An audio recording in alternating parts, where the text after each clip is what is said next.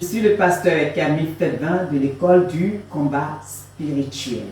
Nous entrons dans notre 11e capsule qui traite le sujet sur la doctrine du Saint-Esprit. Ici, qu'est-ce qui peut ravager notre bien-être? C'est une grande question. Et nous comprenons qu'il y a des fléaux qui peuvent biaiser notre bien-être.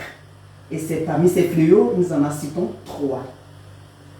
L'amertume, le non-pardon et le rejet.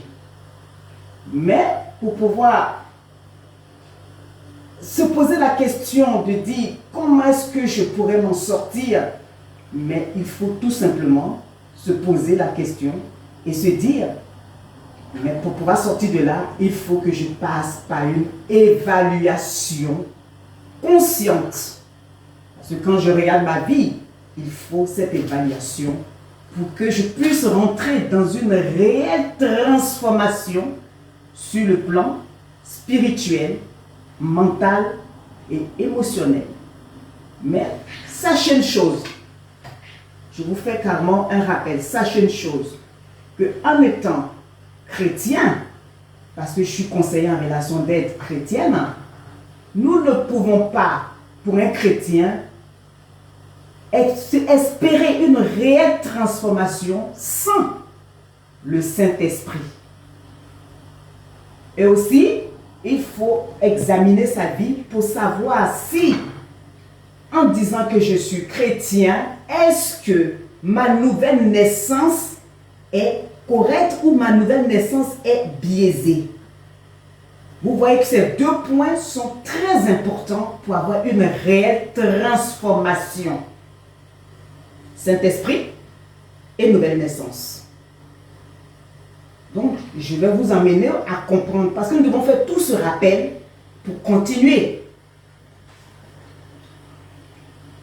Nous ne pouvons pas reprogrammer notre système de croyance qui découle de notre héritage familial, notre environnement et nos perceptions et de nos habitudes par quelques artifices que ce soit. Vous voyez très bien qu'on ne peut pas faire cette réelle transformation en dehors même du Saint-Esprit quand je cite tous ces points. Ces éléments sont profondément enracinés dans notre subconscient, dans notre mémoire. Jésus-Christ nous l'a clairement dit. Il est impossible de mettre du vin nouveau dans une vieille outre ou de coudre un vêtement neuf sur un vieux vêtement. C'est clair. Parce qu'il s'agit du subconscient. Et dans ce subconscient, il faut le Saint-Esprit pour faire ce travail. En tant que chrétiens, nous avons besoin du Saint-Esprit. Il n'y a pas à discuter. C'est une loi, c'est ça, le Saint-Esprit. C'est pourquoi, tout au long de cet enseignement, nous avons examiné notre nouvelle naissance pour savoir si nous sommes véritablement nés de nouveau, car notre esprit doit être régénéré pour que cette opération s'accomplisse avec l'aide du Saint-Esprit au niveau de notre mémoire. Parallèlement, nous avons commencé à enseigner au sujet du Saint-Esprit. Nous approchons progressivement de la fin de ce thème, où pour conclure, en tant que pasteur, je vous guiderai dans la prière du salut, puis je vous accompagnerai dans la prière pour recevoir le baptême du Saint-Esprit.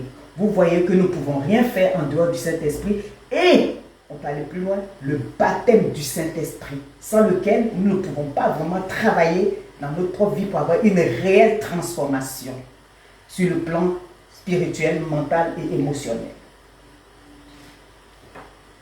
Donc je vous dis à bientôt pour une nouvelle capsule.